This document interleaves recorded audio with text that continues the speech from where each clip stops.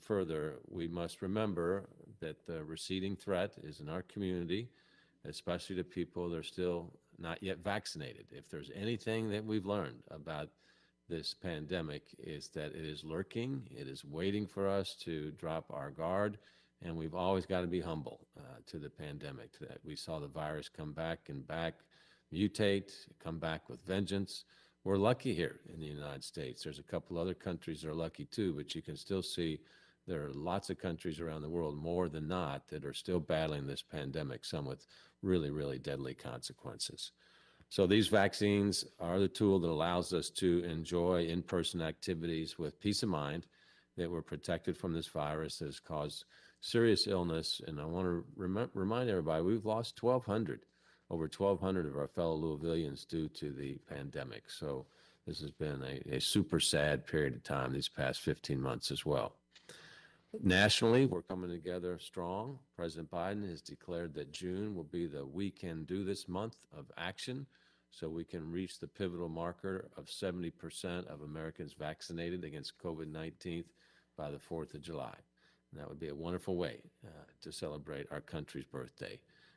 My team here at Louisville Metro Government is 110% behind this effort, and I'm confident we can get this done here in our city. Dr. Moyer is with us to talk about where we stand as a community just a month before July 4th. I want to commend Dr. Moyer, Dr. Hartledge, the entire Louisville Metro Public Health and Wellness team for really keeping us on focus and keeping us on track through what's been a really unprecedented challenge here in our lifetime. So, Doc, we'll do our traditional review of the data, but sometimes we got to say, look back a little bit and say we've made a lot of progress. I know we still have more to do, and you'll be the first one to remind us of that. But thank you and your team for the good work here these past 15 months. Thanks, Mayor. Yeah, you're right. 1 year and 3 months after our first case in Louisville, we are at 82,979 cases and 1,302 deaths from COVID. The last year's been a long one, and still amazed at how quickly we work together with our hospital and community partners, community organizers, business owners, residents, schools to get us back to normal. And thankfully, today we remain in the yellow community spread category with 191 cases added last week. This is our lowest case count since April of 2020 when we were all healthy at home. It's a very optimistic sign that vaccines work. And I cannot stress enough that if you're unvaccinated, you're still at a higher risk of getting COVID. So please continue the safety measures we saw working before of limiting contact with others, wearing a mask when you do go out, and get regular screening tests. Event exposures for these 191 cases remain the top setting where people report being present before getting COVID. These continue to be mentions of graduations, funerals, birthday parties, religious events, and indoor settings like bars and restaurants. You see on the graph there that we had 78 deaths added in this last week, and most of these are due to the state audit and our previous deaths. You can see on the graph that less than 20 deaths are from this last month, which is the lowest since March of 2020. So huge progress we've made, and majority of that is due to the vaccine. Speaking of vaccinations, 51.9% of our residents have received a first dose, more than half. So we are getting to our goal. 41.3% have completed the vaccine series. This number continues to climb. So don't forget, if you're one of the 51.9%, to register at Shot at a Million before the end of the month for your chance of winning $1 million or a scholarship for college. I want to make sure everyone gets that shot at $1 million there. So, and if you have not yet been vaccinated, please do so today so you don't miss that shot at $1 million. If you look at the graphs there, vaccination across our community continues to be uneven, with zip codes in the east of the city with over 60% of residents vaccinated, and those in the west and southwest around 30%. If we scroll down to hospitalizations, 55 people are in the hospital, which is our lowest since last July. We know that hospitalizations lag about 2 weeks from case diagnosis, so I do expect this number to continue to drop in coming weeks. In total, over this last year, we've had 3,947 Louisvillians hospitalized with coronavirus. So getting down to that 55 is big milestone, and hope that continues to drop. 22 patients are in the ICU and 12 are on ventilators.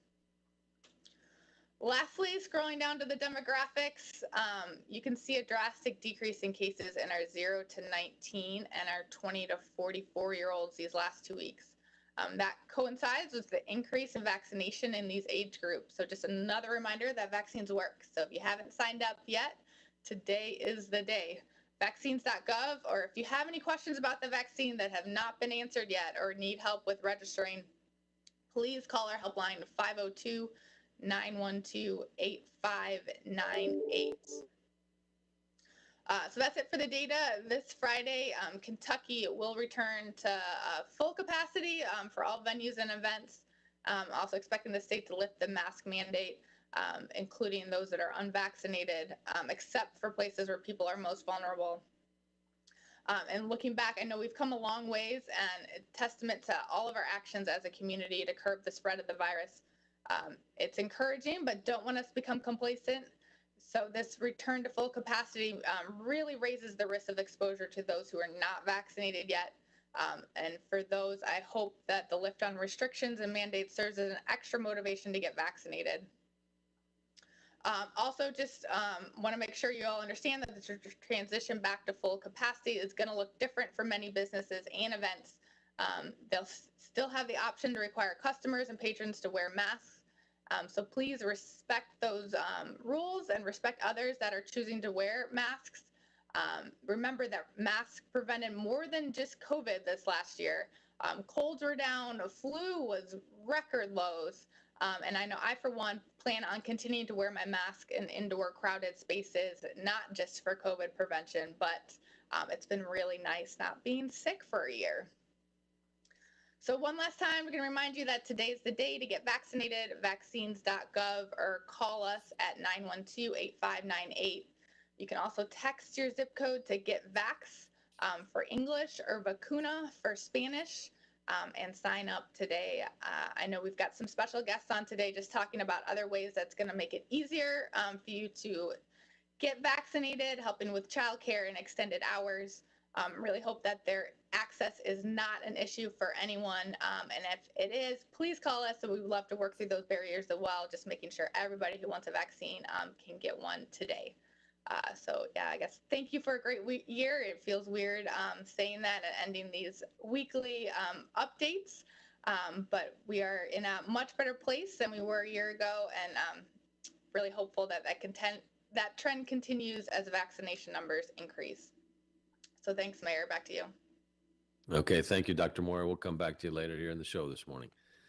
Okay, folks, so again, 70% vaccination mark is what we're going for. I think we will get that done. We'll get there with support of our partners. If you recall, our initial focus of the vaccine was getting shots quickly and efficiently in large numbers because we saw amazing demand for that. And that's why we set up LouVax at Broadbent Arena, which provided 118,000 shots, received national acclaim for how efficiently it was run. And it's also why we worked closely with healthcare partners to provide shots through their facilities. Today, of course, vaccines are available throughout the city, over 100 different locations. So if you seek one now, you'll be able to get one before the day's over, and it's easy and it's quick. So please do it. There are obstacles to people getting shots, and we understand that as well. And one of them is a lack of child care. As part of the We Can Do This month of action, 4 of the nation's largest child care providers will offer free child care to parents and caregivers getting vaccinated until July the 4th. More than 500 YMCAs in nearly every state will offer drop-in care during vaccination appointments. That includes the compassionate team and the great team here at the YMCA of Greater Louisville, led by Steve Tarver. We really appreciate The Y here, they do all kinds of amazing things for us here in Louisville. And we're now joined by Jennifer Flower of the YMCA to discuss the service. So Jennifer, thank you so much for all the great stuff you guys do all the time, but now you're rising to the challenge once again. Thank you, Mayor Fischer. It's a privilege to be with you today on behalf of the Y, our board of directors, and of course our CEO, Steve Tarver, who regrets that he wasn't able to join us this morning. I am happy to be sharing some information about this important initiative.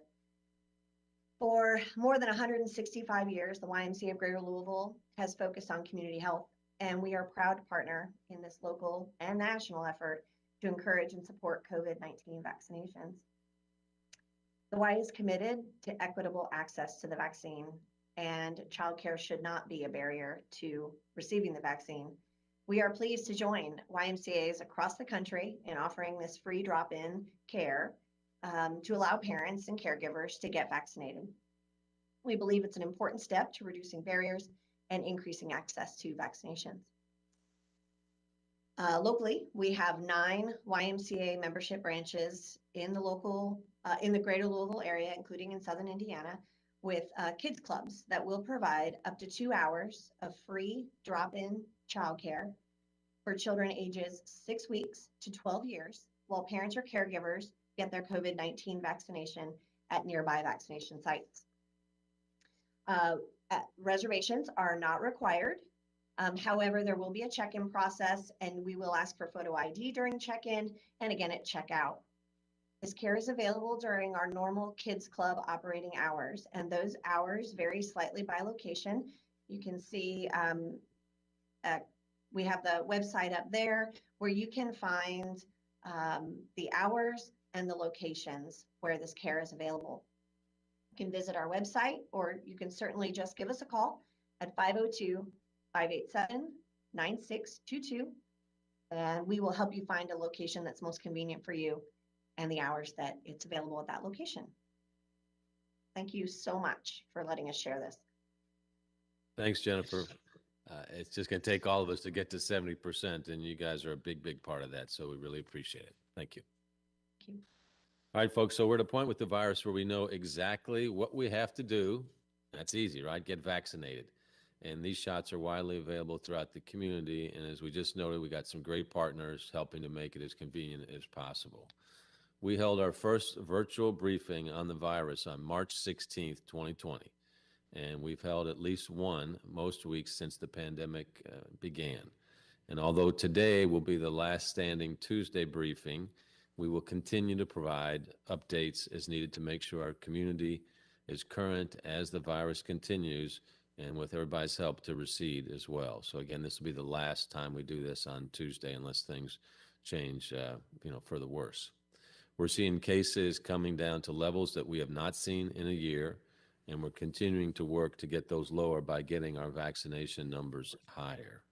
And as you can see from these maps from our data dashboard, we're in much better shape than we were just before the vaccines arrived on the scene, which was this all red picture here versus the one that Chris just showed before. So we want this map to get as green as possible as soon as possible, and that's when we know our entire community is safe from the virus. We've been through a lot together. A lot of, I would say, raw, tough emotions, a lot of tears, lots of families lost loved ones, 1,300, just over for our community. And at the peak of the pandemic, we had over 100 people in the ICU and dozens on ventilators. And the scary thing was we really didn't know how long that was going to last, or we didn't have a lot of cures for the virus at that point in time. And many in our community, they fought serious illness. Everybody knows somebody that's been affected by the pandemic right now. And everyone by now is either in one of these categories of either having the disease or certainly knowing one. We also, though, I think we saw immense compassion and cooperation in our community of people coming together to take care of each other, to support each other, to recognize the mental health challenges that people had going through this. And I hope that will stick with us in terms of people's recognition of mental health being just as important as physical health, obviously, and people need to be able to talk about that and need to get help as well. We had a lot of amazing partners on this journey, and two of them are with us here today that were front and center through this whole effort. Delano Manson is one, and then John Klein is the other. Delano, in the job of the Kentucky Nurses Association, was really beyond words what KNA did. They are a yes people, and Delano is a yes person. When there's a challenge out there, she immediately starts thinking, how can we rise to this challenge? And I think she's just a wonderful representative as the CEO of Kentucky Nurses Association, because that's what we saw time and time again with the nurses throughout our community. So Delnar, we'll forever be grateful to you and the KNA for what you guys have done. And I think what you've inspired now in terms of further population health efforts, I think that I hope is going to continue past this pandemic. And then Dr. John Klein is with us as well. And of course, he's professor at the University of Louisville School of Medicine, Vice Dean for Research, is now a national expert and celebrity on the pandemic. And just because he's always been curious in terms of lifelong learning. And when this came along, he was a natural person to step up. And then John and I did a weekly radio show or weekly virtual show for up until several weeks ago. So Dr. Klein, we really appreciate the tremendous work that you've done as well. All right, first let's go to Delano. Delano, love you guys. Could not have done this without the nurses. What has the past 15 months been like for you guys? Well, Mr. Mayor, first, I'd like to say thank you for the video you made for us, all the nurses during Nurses Month. So nice job with that. Nurses loved it. Thank you. We've been around since 1906, and this is not our first pandemic or epidemic. And we again stepped up to the challenge. It's been very frustrating for many nurses and scary. Challenging to the point of, nurses are people too, they have kids. And so childcare has been a challenge. But we did it. We kept going to work. Nurses came out of retirement. Nurse faculty who hadn't touched patients in ages started going to testing centers and participating in LUVACs. So I think that nurses have, like you said, we've risen to the challenge. And what did you think about, as you look back now, what was the most challenging part for you all?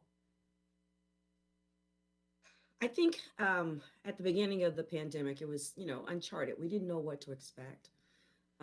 We were concerned about whether we would be taking the disease home to our families while we were caring for other families. It was challenging to have so many patients to take care of. Yeah. Nurses were not used to taking care of 10, 20 patients at a time. There weren't enough nurses. We didn't know what to expect. I think that was one of the most challenging things, but also the mental health of nurses. Because as patients continued to die, and we couldn't save them all, it was very frustrating. It was very sad. So mental health, I think, has been our biggest challenge so far today. Mm-hmm. And now, so restrictions are being lifted here on Friday. The virus is still out there. So what message do nurses have for the community? To stay vigilant, that we can still get COVID. And I think what I hear from the nurses more than anything else is we'd like to have no COVID patients in the hospital, no COVID patients in the ICU, no COVID patients at home sick. And one of the ways that we can do that is to get vaccinated. And one of the other things I think is really important is that with nurses being the most trusted profession in the world, that we have to stay vigilant and answer questions and encourage people to ask us the questions. Mm-hmm. So education is part of what we do. It's part of the nurse's role. And so I say, give us the opportunity to answer the questions so that you will get enough information to make a good decision about the vaccine, which is, of course, to get the vaccine. Yeah. Well, I know you'll keep talking and keep educating. At your core, you have a wonderful heart that cares for people, and it was just amazing to see that on display the many, many times that we worked together. So I look forward to many good days ahead with you, Delnor. So thank you again. Thank you, Mr. Mayor.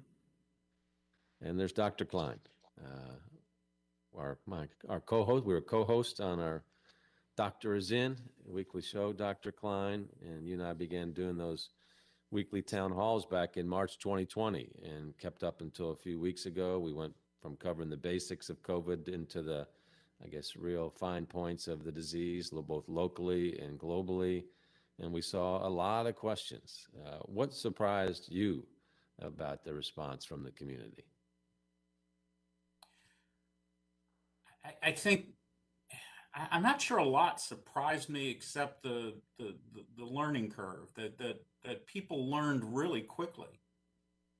Not everyone, you know, I keep saying over and over again that life is kind of a bell-shaped curve in general, but overall, people learned quickly as best they could about the virus, and you know, we all went to school in a lot of ways. I've joked for months that I think you probably need to get an honorary master's in public health. I mean, we've all learned a lot of virology and public health. When the guy on the street comes up and talks to me about the R null value of a virus, I know something's changed. So I think in some ways you know, what was surprising to me, having been a scientist for a long time, was, for the most part, how people increased their level of respect for science and their appreciation of science and medicine, both.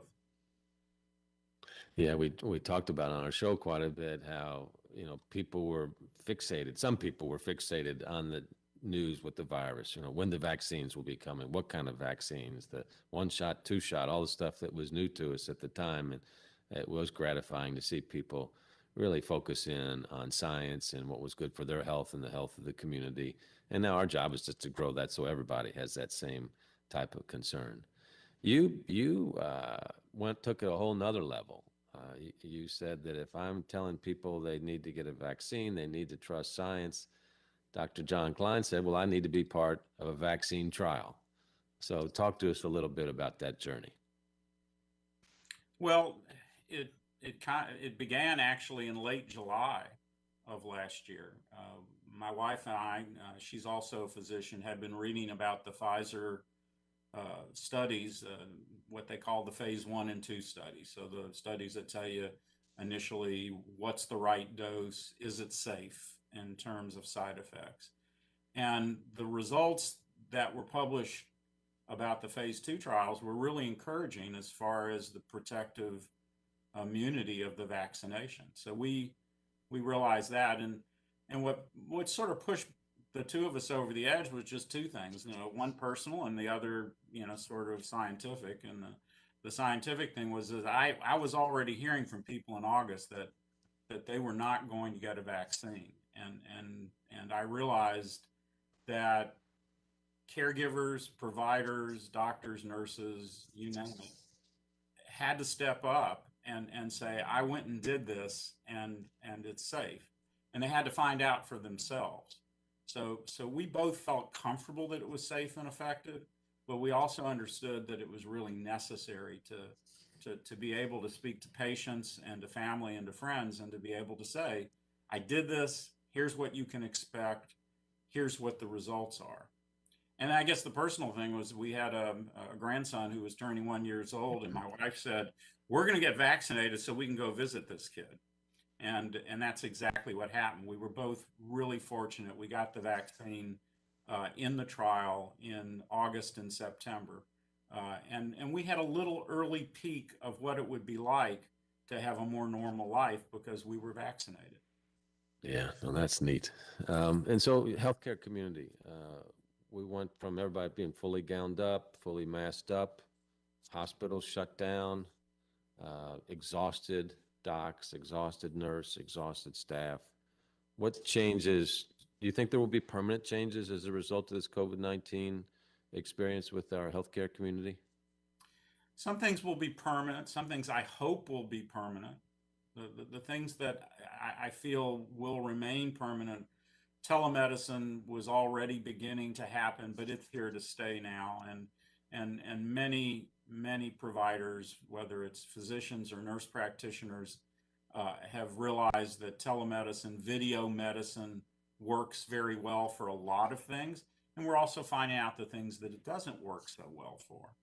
I was talking to a mental health provider the other day, and what he said was that that he thought video conferencing doctor's visits for many psychiatric visits actually is really working very well, and so he's going to continue it. So I think that that's one of the things that's here to stay. What I hope is here to stay is the emphasis on public health, that recognizing that through the last 30, 40 years, we've underfunded the public health departments. We have a patchwork quilt of public health departments. And I think at the moment, at least at the national level, there's an understanding that you've got to put more money, more resources into public health to be ready for the next virus that comes along that may well be another pandemic in our lifetime. So I think those are the things that I hope continue. And then, of course, the emphasis on increasing the funding for science that has brought us these amazing vaccines. The science was moving at the speed of light. And I think it's important to understand that it doesn't happen without substantial investments from society. Yeah.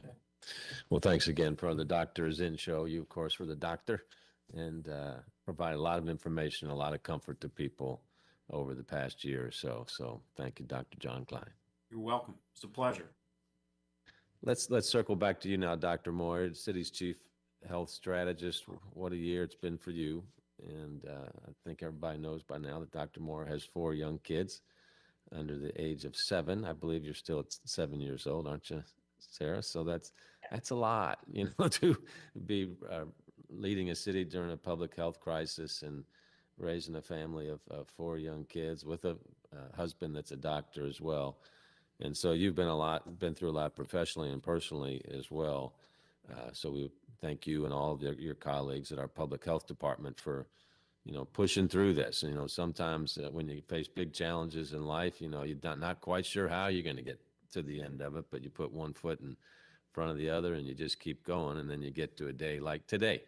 In this case, I guess it was one shot at a time, right? We have this massive community challenge and it's like, where do we start? Same thing, massive country challenge. Where do you start? You start with a great plan and you start with one shot at a time. And then, in the case of Louvax, it ends up almost 120,000 vaccines. And of course, well over 500,000 for our city right now. So one thing I wanted to ask you about, Dr. Moyer, about is certainly, I hope it's permanent, that people understand the important role of public health professionals. Dr. Klein just commented on that. And it's not like something where you can just snap your finger and all of a sudden you have a public health solution. This is something that we've got to prepare for every day with funding and practice. And of course, the public health department has many, many daily activities that you all do to keep us safe in the first place. So what I wanted to ask you about was there was plenty of tragedy caused by the virus. We managed in Louisville to stop the truly horrifying scenes we've saw in some other cities in terms of hospitals just overrun. Certainly we're seeing that in other countries right now. And so what did we get right as a city as we worked through this disease? So a deep breath before I answer that question. I really think in March of 2020, we were really lucky that we weren't the first city in the US or even the first country to get hit by COVID. And because of that, we were able to learn from others what worked and what wasn't working. And we're able to shut down earlier, which really saved a lot of lives.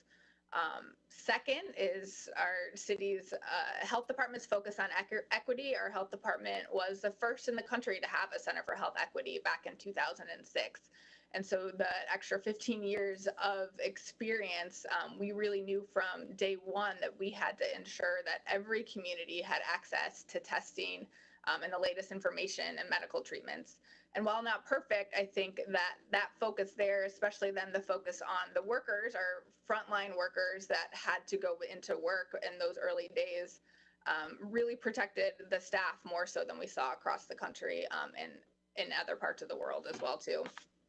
And then lastly, Louisville, when I travel across the country, Louisville really is known for its collaboration.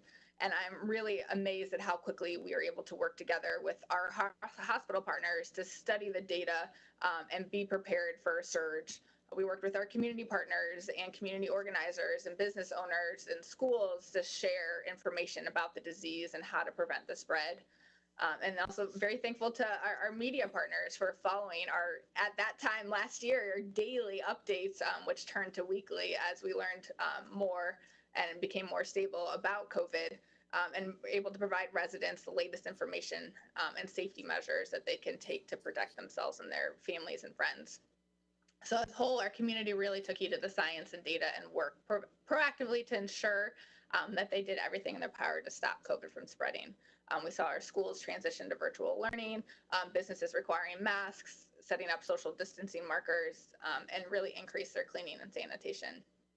And then that effort really extended to our vaccine distribution and rollout. We had so many people eager to do their part in getting vaccinated. Teachers and school staff wanted to see their students again, people wanting to see their families again, and get back to work. And they knew that the way to do that was to get vaccinated. And so I think all those things together really got us to this moment today where we're able to stop the weekly briefings, and be down in that yellow zone heading in the right direction, and really hope that those all continue as the restrictions and mandates lift, that people do their part in getting vaccinated and continue to wear masks in space and stay home if they are not vaccinated. So what do you hope now? We're not out of the woods yet, but what's your main message to the community as we move forward? With the return to full capacity and lifting some of the mandates, just really hope that repeating the message to get vaccinated, really can't emphasize that enough. We have so much evidence that show that vaccines work. They prevent hospitalization and death from COVID. A small number of people might get infections still, but they are mild, and the number of people getting infections after vaccination is way less than the number of people getting reinfected with COVID. So get vaccinated. As we get back to our new normals, remember to protect yourself and others. There's no way to know the vaccination status of those around you when you're out in public, so be mindful of those that aren't vaccinated yet and continue to wear your mask in space. And then secondly, like Dr. Klein mentioned, please don't forget about public health. When things are going well, you don't know we're here, and that's the way public health is designed. But unfortunately, when you don't know we're here, funding tends to get cut, services tend to get cut. But we are preventing deaths on a daily basis, whether it's making sure everyone has access to healthy food at birth, to preventing diseases and mosquitoes, making sure the food you eat at restaurants is safe. The investment we've made this year in public health needs to stay, so we can all continue to live healthy lives and not think about those things that we don't need to think about, because your health department is here keeping you safe. So don't forget about us. My team is going to continue to work hard, and just really thankful for all the work they put in this last year, and hoping that the summer allows them to breathe a little bit and get back to the new normal, and all the effects from COVID. The disease itself isn't the only health thing that got affected this last year. And so we'll be transitioning back more into deaths of despair and mental health, and making sure people have access to healthy things like food and housing that we know and we saw with COVID are so important to your health. But we'll be here working for you. There's no doubt about that. Well, thank you, Dr. Moyer. And Jess, let's take us to the questions from the media now. Okay, thanks, Mayor. Dr. Moyer and Nick Hart, our first two questions are about masking, so we'll throw those to you. The first question comes from Debbie Yetter with the Courier-Journal. She says, as for the mask policy going forward, is it lifted entirely? And if so, should unvaccinated people be encouraged to keep wearing masks? So I'll take a quick go at this. Right now, we don't know what the new executive order is going to look like from the governor. He has spoken in the past that he intends to lift the current executive order. We don't know if parts of that guidance will remain in place for individuals who are in facilities that care for immunocompromised individuals. So we're going to be waiting and looking to see what that's gonna be on Friday. As it comes to unvaccinated, the CDC as well as the state health department still recommends masking for unvaccinated people. And this goes back to what Dr. Moore was saying earlier. Right now, our best line of defense is not the mask, it's the vaccine. So go ahead and get your vaccine. And that way, when you're in those positions, you don't have to worry about masking in the future. Okay, thanks. The next question comes from Roberto Roldan with WFPL. He says, with masking and capacity restrictions ending this week, how does that help or hurt the city's ability to manage COVID-19 infections?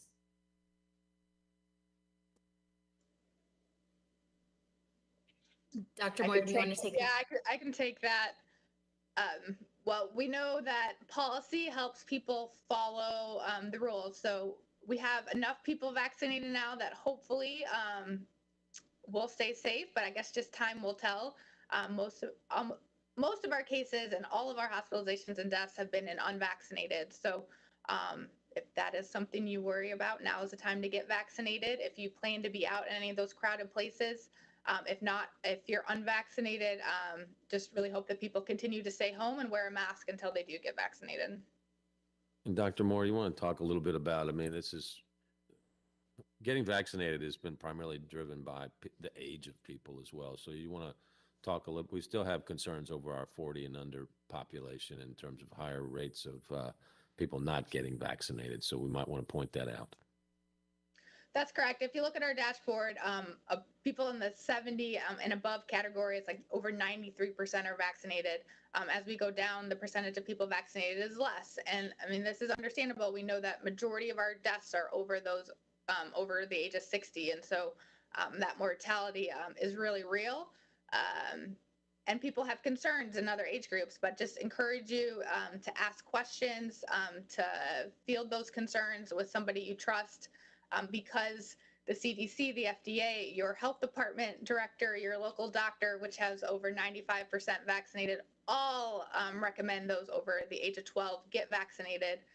And as we see our older groups vaccinated, we're seeing more hospitalizations and more deaths in our younger age groups. So we know the virus is going to continue to spread among those that are unvaccinated, and really we're, as a community, are not all going to be safe until everyone is vaccinated. Thanks, Dr. Moyer. And our next question is also for you. It comes from Travis Ragsdale with WDRB News. Travis says, the daily death per 1 million due to COVID and infection fatality ratio for Kentucky is the highest in the nation. Why is that? Travis, I'll have to have you send me that data. I know that the state just did an audit and added over 200 deaths from earlier in the year. And so if it's like a weekly or 2-week average, that's probably why Kentucky is highest right now. But if you look at averages over the entire last year, Kentucky is less than the average. And so overall have done better as a whole, but the numbers might have been high those last couple of weeks just because of that audit. Thanks, Dr. Moyer. And the last question in the chat is from the Courier-Journal's Debbie Yetter. She asked if the details about the YMCA childcare for vaccine appointments are on the Y website, and they are, and we've placed that link in the chat. And Mayor, that is the last question in the chat. Okay, Jess, thank you. I just close here out with a couple of thank yous. So Jess, I want to thank you, Gene Porter, our whole communications team, Chris Doolin, Joe Lord, Scott, amongst many others, for helping us continue to get the word out on the virus while we were in the midst of this. With the virus wasn't the only challenge we've been fighting these last 15 months as well, but I want to thank our communication team for really tirelessly working through this as well. And Kathy, thank you at Public Health Department for your tireless communications effort as well. There's just so many people to thank for this. The Public Health and Wellness team, again, nobody had this in their business plan, but we responded. The Public Health team responded oftentimes through just exhausting and never ending kind of challenges. So I want to thank them. And on the call here, we got Nick Hart and Connie Mendel. Thank you. T. Gonzalez from our Center for Health Equity. Please give my thanks to your entire team. And then we had two people come out of retirement that help us and have played extraordinary roles. They're young retirees, I might add, but Karen Handmaker led our tracing effort with Lacuna Health, and that will be ongoing. So Karen, thank you so much for everything that you've done.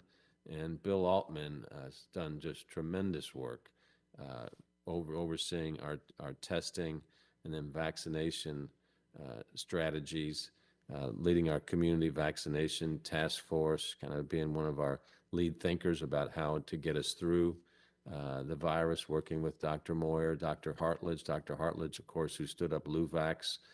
Just so many people to thank. So I'm sure I left somebody out here, but I just want to make sure that everybody understands this has been a huge team effort on behalf of the city. I want to thank Governor Beshear and his team in Frankfurt as well. They got a lot of heat from a lot of people who had different opinions on how the virus should be handled, but Governor Beshear made every decision with one factor, and that is how can we save people's lives? And there was no one perfect way to get through this, but I think Kentucky has represented itself well, as has Louisville during this virus and during this crisis. And that's because ultimately, at the end of the day, we all did it together. So I just want to thank all the people in Louisville also for stepping up during this time and taking care of each other. And if you haven't gotten your vaccine yet, please consider doing so. You're going to keep everybody safe, including yourself, when you do that. One other thing, at the very beginning of this, you'll remember we launched Lift Up Louisville, and that was designed when we knew that people weren't going to be able to get together physically. We wanted them to be able to get together virtually and share new learning, share music, share all the types of different arts, culinary activities with each other, so that parents could have their kids at certain times of day learn new things about what were going on. And one of the things that we did out of that was create a community song. And that song then led to about a dozen other cities around the country through the United States Conference of Mayors taking on what we called the City Song Project, where communities came together through arts and through the song to help push us through this time of the pandemic. So it's fitting that we close this final briefing with the song that we created here in Louisville called Lift Up Louisville. And we'll close with that as I thank everybody again and thank the media for helping us continue to get this word out. So God bless everybody. Let's stay safe. And here's Lift Up Louisville to close us off.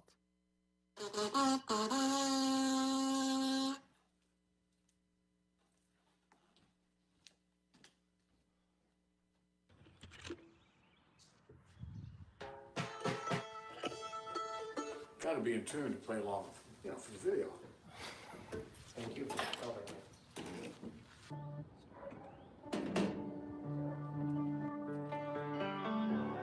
Hard times come, hard times go. The hardest things to understand are the new and the unknown. How long will we have to stay all cooped up in our homes? How much longer until we can hold our loved ones close? It's only for now, it's not forever. What a wonder to behold when we work together. With a little bit of music and the power of us, we can lift each other up.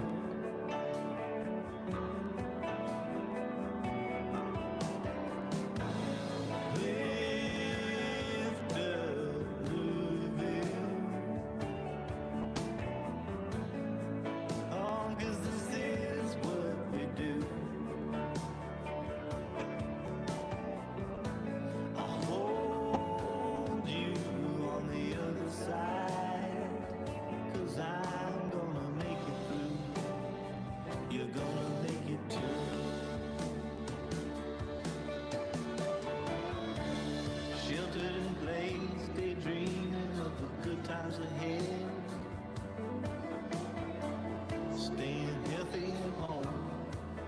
just like the governor said. I never thought I'd see the day when we would come together, by keeping ourselves so far away from one another. It's only for now, it's not forever. What a wonder to behold when we work together. With a little bit of music and the power of words, oh, we can lift each other up.